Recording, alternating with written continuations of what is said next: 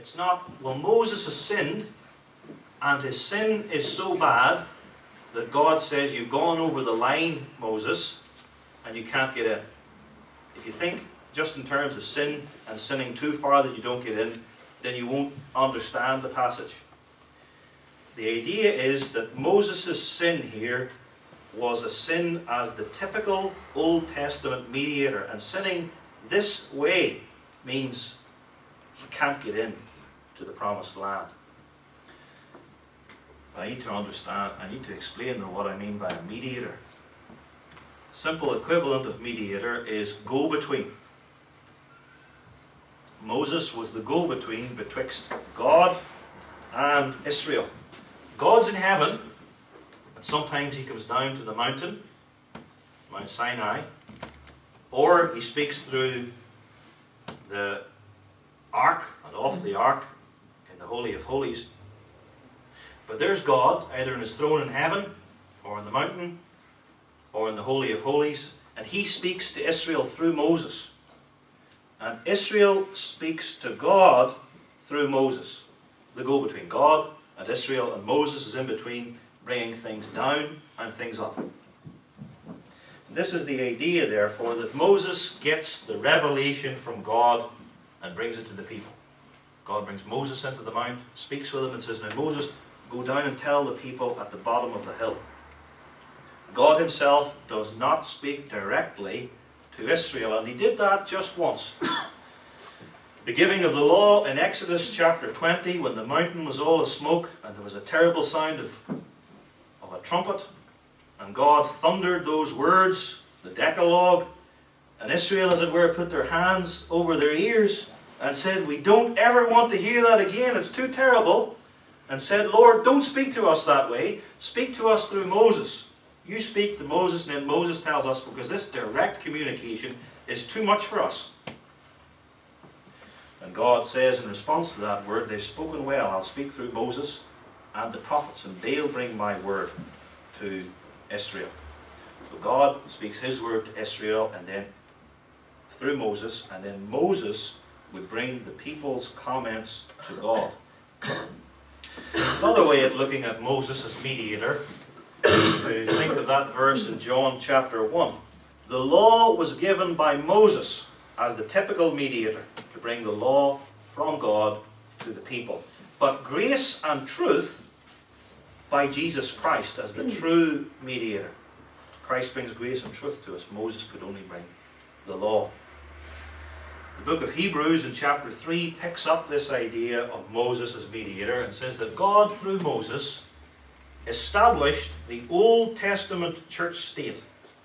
He gave them laws, he gave them a tabernacle, he told them how the tribes should be arranged, he told them about sacrifices and priesthood and clean and unclean foods and all the rest, and this was the constitution of the Old Testament Mosaic church state. He was the mediator, the go-between, to bring this word to them. Whereas Jesus Christ is the mediator of the New Testament church state. And he comes by his death on the cross and radically changes the form of the church.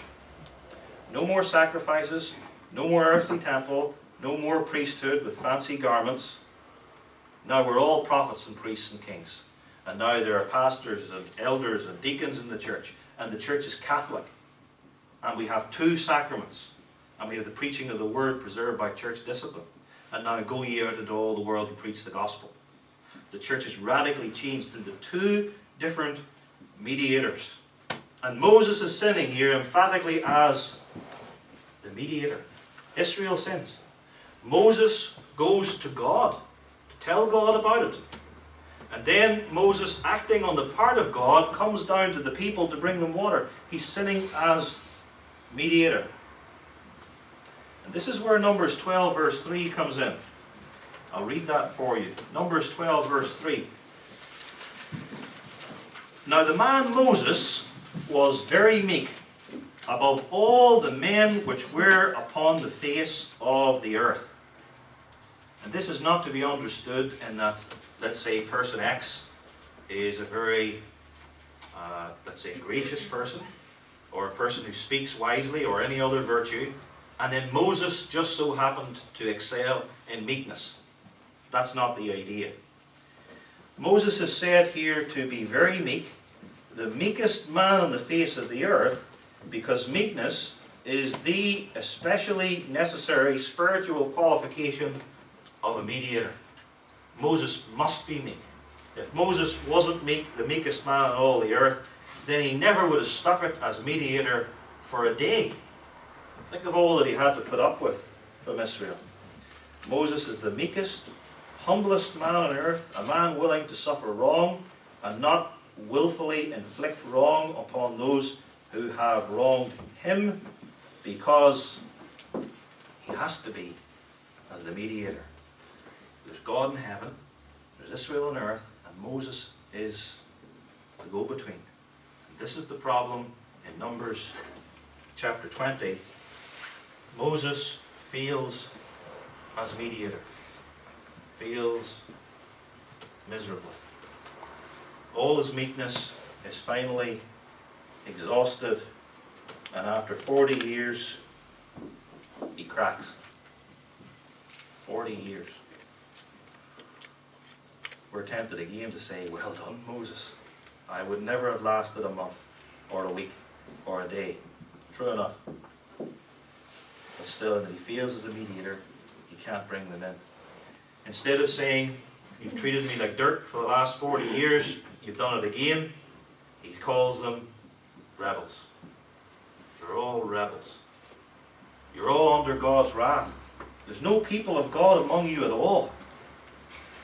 This is why the passage in verse 12 brings up unbelief. You believe me not, Moses. They're still my people. Still my people. Some of them are weak, but there's people of God in there, and you wrote the whole lot off as rebels. And that was sinful. You were angry at them. And now you failed.